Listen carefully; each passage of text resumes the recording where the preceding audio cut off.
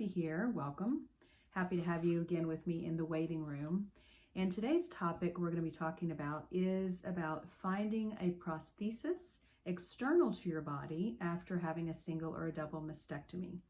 It is, many women these days elect to go with an interior reconstruction of their breasts and having implants and things like that. But for many of us, that is not an option, whether it's because we're going to continue with cancer care post having the mastectomy with chemo or radiation, or if it's just an elective choice, that's not something that you want to do.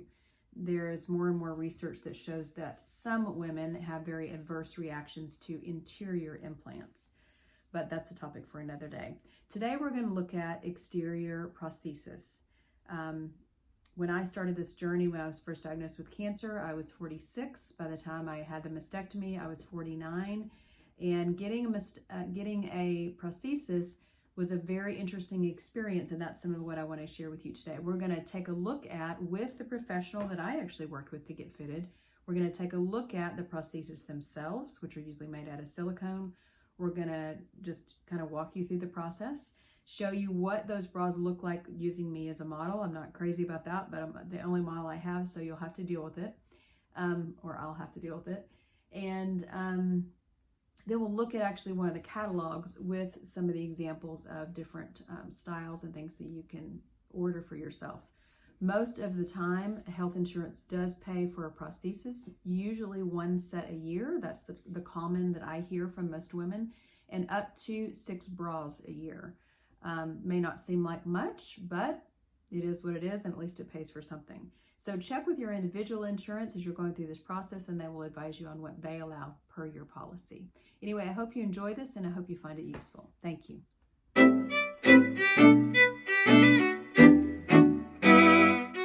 Okay, so I'm here today with Bethany. What's your last name? Williams at Snell Prosthetics, which is a locally owned prosthetic company. And you guys do much more than breast prosthesis. But I actually did not think in my head about a prosthesis company doing breast prosthesis. That was actually a surprise to me. Someone had to tell me my cancer center where to go. So Snell is one of the local and the premier options. So Bethany, how would you describe the work that you do here? We fill in the missing blanks. Okay. For patients. Literally. If we can make this fun, literally. But at the same time, we treat everybody here like they're one of our family members, because I think that makes a big difference of, you have options where you go nowadays, and everybody does reviewing online before they go and checking out their different facilities. So, which is funny because I didn't. I don't know why I didn't. I'm normally an online guru, but I don't know. This was also new to me and happened so quickly that I didn't even think about prosthesis looking online. And I don't think a lot of patients do think that, but there is a lot of information online that's available. Okay. Yeah. All right. Great. So are you like a patient advocate? I am actually, I have a couple different titles. I'm a certified fitter of mastectomy products, and I'm also a certified orthotist. And then we also have a state level licensure, and I'm a state licensed orthotist and pet orthotist. Wow. Very impressive. Anyway, so my hope is that wherever you go, if you're not local and are not able to choose a great place like Snell, that you're able to find somebody like Bethany who has spent hours with me. The first appointment is usually an hour and a half. I've been back at least 2 times, and now I'm going to be coming back a 4th time. Each time is about an hour. So you really get to know. Like I said, we treat everybody like family. You want to be family when you spend that much time with somebody. And that's truly a gift when you're going through this process, because it's a very intimate process. And I want to take a quick look around the room just to show everybody what this looks like from the patient's perspective. So you come in the door, you've got a lovely, everything's painted pink. You've got a lovely separator there, a chair to put your stuff. Here's the mirror, computer. And then when you come back here, you have a silk robe, which is nice because it makes you feel a little more comfortable, right? Than just kind of throwing on another hospital gown. So anyway, I wanted to take the opportunity to have a chance to chat with you, and thank you. You'll see a bunch more segments with Bethany, showing more Bethany and the bras and the prosthesis themselves than me. But thank you again for this chance to chat with you. I'm going to add this real fast. Please, it doesn't matter where you end up. Don't settle. Always ask what options are available. There are some companies who limit the products that they will provide through insurance coverage. So don't ever feel like you're just being stuck with something. Ask questions. If they don't know, find somebody who does. Yeah, good point. Okay, thank you so much. Okay, so Bethany, show me how, since we're using my body as an example, of how mastectomy bras fit different. So a lot of times we look at, are we a single versus a bilateral? Most of the prostheses are going to be designed to fill in an entire shape of a breast because they remove not just the breast but the tissue around it. Okay. So our bras are going to have that larger coverage to be able to fill in and cover the prosthesis itself. So we usually end up with a little bit taller sides, again, to maintain and contain. And then the cups themselves generally come up with a little bit more full coverage. And if you'll notice, the height right here is a little bit more substantial than what we're used to in our regular bras. So a lot of times we'll look at, that the particular bra on that patient, the height versus the coverage on the side versus the strap. This is one of the more petite framed molded foam cut bra. So it has that little bit more narrow strap and that little bit less coverage on the sides. It's still going to have about the same height as most bras do. Okay. And from my experience pre-mastectomy, I would say that most of these bras that I've seen so far that you've shared with me, we've looked at, are not as sexy because they don't show the décolleté because now you don't have it anymore. Correct. And a lot of, and I'm along the same lines, when I look at a bra, I look at something that provides a little bit more coverage, but as well as a little bit more lift. Right. So we don't necessarily need the lift with these bras, but more coverage. So that's where we get the different designs in them. And because there's nothing to lift anymore, it's just more filling in. And what I didn't realize is that this area through here needs to be thicker because you've got scars. I've got scars that go all the way back here now. So the lower that line is, the more likely it is to get right into that incision right there, and then it just kind of sits. And then we end up with that soft tissue on top of it, and so it constantly irritates. The other thing we look at is sometimes they will take, and if you were a little bit more, had more soft tissue, they would take more of this particular soft tissue because, again, that's all breast tissue, but we don't think about it being connected to the side of that underarm. So a lot of times we may end up with a prosthesis that has that extra extension on the side to fill in where they've taken it away. So we need a bra that actually contains that. Okay. Now, one of my complaints, I'm just going to point this out. Yes. So we've got the prosthesis in, which is what's it made of again? Silicone. Silicone. And then often what I find is it kind of tucks through. You can see it, and it's got a little bit of a fold right there. And so what I find is I have to tuck it under, and then you can see too, if you look at the profile here, you've got a little bit of that to be gaping and pulling away from the body. And so what I've found for even V-neck shirts wearing this type of a bra, I can't do as many V-necks anymore. I have to look for a higher profile or something that's a very narrow V-neck. And so that's been a big adjustment for me as a and clothing patient. Choices are going to be different now based on their work. Is there anything you want to point out about the back? So the back of the bra, this one's actually a very narrow, and I think most of the designs on these bras will be based upon the size. So the smaller the band size, we generally see fewer numbers of hooks in the back. The larger the band size, we'll get to see more of an increase of a 3 or a 4 versus hook on the back. And again, this one is a little bit, again, we call it more petite across the back, so it's not really overwhelming. This one currently we have on that tightest row of hooks, which we generally like to fit on that middle row because we'd love to be able to have that adjustment to tighten or loosen depending on how we felt that day, how much salt, how much water we've had in our body. So, this particular bra, I would probably suggest we maybe go up to a 34 just so you have that option to loosen it if you want to. The other thing I would look at, I might not be opposed to going up a cup size in this bra to accommodate that prosthesis because we do see a little bit of that gapping on the sides. Okay. And just to show again that sometimes there's, it's an adjustment because you don't have the tissue anymore. You might have the prosthesis sticking out a little bit. And what I've learned to do is is to kind of tuck it under, kind of roll it under. And that actually fits in really well when you do that. Yeah, this one does, but I have learned that there's often a little bit of gap there. So the other thing to look at is that prosthesis is kind of filling in where that deficit starts. And you can see that when you do this way. Because if you pull away, not to gross people out, but to be factual. That's where it sits in that groove because that's where the deficit's at. It's just, So this is why I said I wouldn't mind ordering on this particular bra. Now we tried the lower cup size and we still have a little bit of that issue and we're seeing a minor issue now. But again, I think maybe one cup size larger might give us a little bit more coverage here to prevent that little bit of a ride where that wants to ride out. And would give us a little bit more in the band too. Those are some of the daily issues we work with. It is. All right, so thank you very much, and we'll conclude on this part. Okay, so when we look at the shape of the prosthesis, we also want to identify which is top and which is bottom. Most of your prostheses are going to be shaped very similar to a natural breast. So they're going to be very tapered on the top edge of it. It's a very thin. And this is a symmetrical, so we have the same shape all the way around. So this is not a right or a left. So when we look at the bra itself, not all bras are made the same. There's going to be different openings for the prosthesis to slide into. This is what we call a gracious opening. It's got a rather large opening. They're all going to have an elastic of some type just to help maintain the position of this prosthesis once we get it in there. So we want to put the least amount of stress on the prosthesis and the least amount of bra. And the easiest way to do that is to make this prosthesis smaller to get into the opening.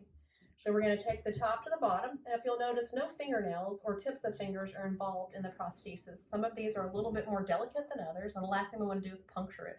So now we've got the prosthesis smaller, top to bottom. We're going to open the pocket of the bra, and we're going to simply slide it in. And it is important to remember the top of the prosthesis and the top of the bra. If we do this upside down, the prosthesis will be upside down. So once we get the prosthesis in, this has a nice little, what I call a peekaboo. It's got a nice area at the top where you can actually reach in and reposition that prosthesis and get it seated all the way in. And just like before, when we talked about sometimes we'll scoot those prostheses over, again, we want to make sure we're more towards the center of the cup. And then it's all the way down in there. And it's easier said than done. It is. It is. It can actually be really difficult sometimes. Yeah. But I'm a creature of habit, so it takes a couple of times for it to become habit. There is a phrase I like to use, which some patients enjoy, some patients don't, but it does help to remember. And again, that top to bottom, it looks kind of like a taco. Yeah, I think of that. An easy way to remember whether you've got it in there the right way. So if I was going to insert this into the bra of the pocket, I would actually want to turn the bra so the opening is closer to me. Yeah. And again, now that that's on top, my top needs to be turned as well. Okay. So when I insert it in there, the top goes right in. I'm going to open up the bra pocket. And before I let it go, I do kind of position it in there where I want it. And then I pull my hand away and it opens up. And again, we're just going to reach in, make sure we've got it all the way to the top. And again, you do how many of these per day? I would guessing. 23 years. I cannot tell you how many clients I've worked with. Okay. But it gets easier the more you do it. Yeah, because you're very adept at it. And when I went home and started to try to do it, it took me, it takes some practice to get it in so one's not wompy and the other one's facing the other way, and that can be a little frustrating for some people. It can, and I say I didn't learn to ride a bicycle the first, second, or third time. Okay. Okay, that's a good analogy. Okay, good. All right, so that's the look now, and yeah, it's from the bra we did earlier, and that's how it looks, and you'll see on one of the other segments, if you haven't already, what that looks like on the body. Okay, thank you so much. You're welcome. So one thing I want to point out about this, which is generally what I would have considered an athletic bra before pre-mastectomy, is that on the bottom here, you do get, again, the prosthesis sticking below the band. So I often tuck under, and same when you first put it on, tuck under. Again, you see there's a little bit prosthesis sticking through, so you can also do some tucking there. It doesn't always work. But this is, you can see, so I'm going to let Bethany, you talk about it since you're the professional. So you can see, again, this has got a little bit taller height on it than that previous bra. It probably ended right about here. So we're actually coming up a little bit higher. We're not seeing the coming out or the peekaboo here because, again, it has that higher coverage. So one of the things I noticed with a leisure bra is it doesn't have a definitive cup placement like the other bra we tried on. Yeah. So sometimes what I actually have to do is go in and move that prosthesis over to the very center of this bra. Okay. So it kind of keeps it away from the edge a little bit more. Now you guys are getting a special vision of this because I normally would never let someone touch my real breasts on camera. I get paid to do this. Yeah. So. Totally different deal once you've had a mastectomy. And so in these leisure bras, just like sometimes we would put our real breast in there, you kind of guide them and show them. Yeah. It's the same thing with a mastectomy bra. So now that we've got that prosthesis pulled over to the center, we shouldn't have as much of that exposure on the sides. Got it. Yeah. And I'll show in a moment how you're going to manipulate that, how you tuck it in, because it impressed me, and it has taken me a while to figure that out. Okay. And then anything. This is just, we love this back on this bra. It's just a comfortable bra. Yeah. It does not have an adjustability on it. Neither does it have an adjustable strap. And that's one of the things we educate patients on when we provide this, is that if we gain or lose or it stretches, we might have to do a dart or a tuck to take up that extra space. And I can see over time that, I will probably have to take this up because I'm wearing this one a lot. It's my most comfortable. And I feel comfortable wearing almost anything, even sometimes a little V-neck, even if it shows a bit, because it's got full coverage. Yeah, and these days with style, it doesn't really matter. Again, so as you can see, it gives. Now, I want to just point out the prosthesis I'm currently wearing is about a C cup, yes, and my size pre-mastectomy was around a D cup. So I'm actually kind of struggling right now with getting the same profile that I used to, of a balance between hips and breast and now prosthesis. So that's something I think many women, because these fit so different, they kind of suck back to the frame, and it's hard to explain without showing me my entire chest, which I'm not going to do. But anyway, these are the things that I'm trying to educate women on to think about. And I think most women who are bilateral, in my experience, when I ask them, what cup size do you want to be? Because you pretty much have a choice with that. Majority of women are going to say less than I was before. Really? Because maybe they have talked to somebody or seen a breast form, and may have been old school style that felt like it weighed a ton. So they're scared to get a prosthesis that feels like it weighs a ton. Got it. And then carry it around. And then carry it around. Right. Okay, so again, we look at different pocket construction on the bra itself, where we put the prosthesis on the inside. So this particular bra has a little bit more of a perforated, breathable type of material, and you can see on it the opening is, again, a little bit smaller than that previous bra we were looking at. It does have a side entry as well, but that's generally for an additional pad if we need to put one there. So we look at the construction of the bra. So the pocket itself is pretty gracious, and it's usually a little bit more of a stretchy material. So this works great for our bilateral patients, but we also still want to be able to accommodate a patient who's had a single mastectomy versus a bilateral. So we still have to be able to accommodate a natural breast. So we'll look at that material is going to be large enough to be able to accommodate an actual natural breast in there. Sometimes when we put the prosthesis in, though, because this has to have the extra space, we end up with a little bit of extra material that does a couple of different things. So it's either going to slide out of the top, or slide out of the side, or slide out of the bottom. Most commonly, we see it coming out of the top. Okay. So I wish everybody knew a great seamstress to be able to take that extra material and sew it and tack it down. And I usually encourage, if you're going to do that, to please use one of the additional seams that are already on the bra so it doesn't irritate the skin. Okay. And so that would be, again, if you had a unilateral mastectomy, which for people who don't know what that means, bilateral means you've taken both breasts. Unilateral means you've taken one. But aren't there some challenges often with trying, if you have one breast remaining and you've taken the other one off, in matching that up with the prosthesis? There is, but we do appreciate the options that we have available nowadays. Okay. We look at an actual breast, if we are trying to match an actual breast. There's different profiles of breast. We look at our full profiles, which we have breast prosthesis that offer that full profile. We have a full to average, which is a little bit less on the top side. We have an average, which is about even. And then we go to a shallow. So we go from average to shallow to an actual shallow. So just like a natural breast, as it changes shape throughout our lifespan, the prosthesis are designed that way as well. Okay. So the prosthesis can actually be fitted to whether it's a mature woman versus a woman in her 20s who might have more of a full tissue still happening if they haven't had kids yet or haven't nursed or etc. Correct. And some bras are actually classified that as well. Full versus an average versus a shallow. The majority of the bras that are available are pretty much an average profile. We do see more options available in an average to full now. Not as many options in an average to shallow. Okay. Are you? Because I guess the age group of people we're servicing maybe. Got it.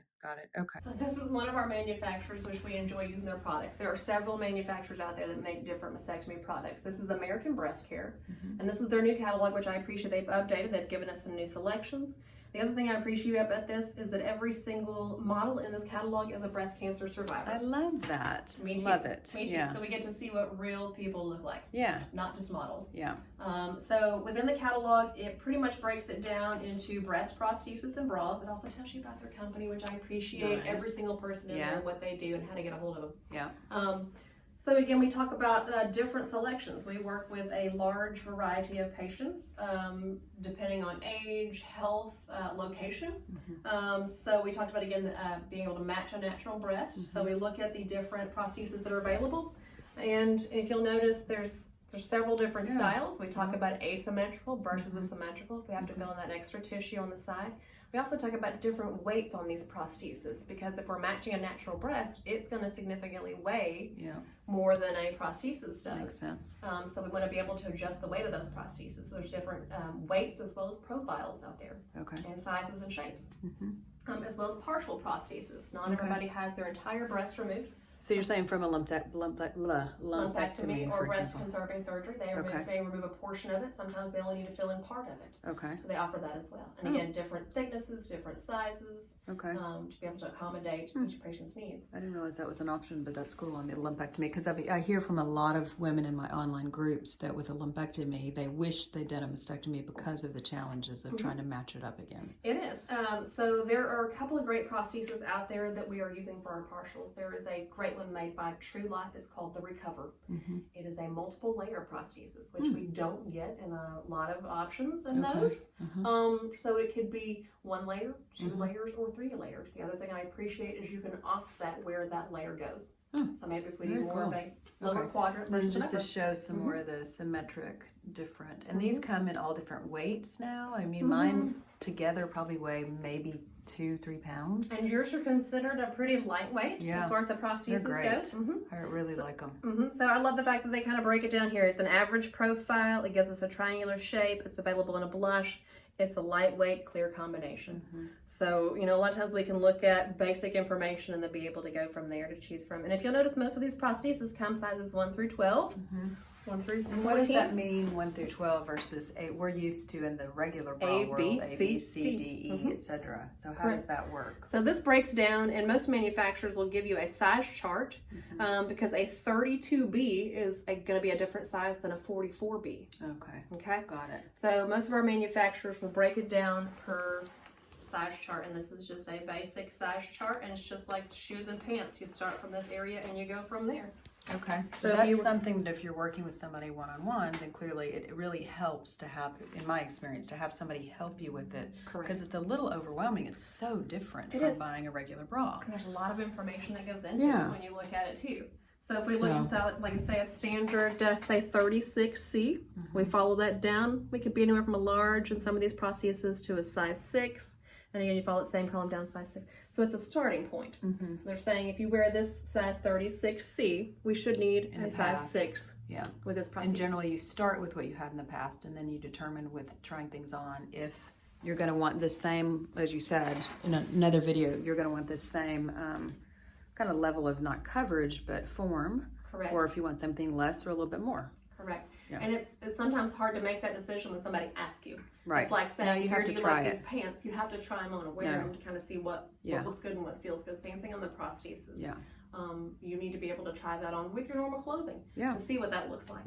And with your normal long length mirror. What else do you normally go through with patients in this type of a book? Because you guys don't have every single bra available in every size every day. And every manufacturer. And again, there are a lot of them that are out there that make these bras.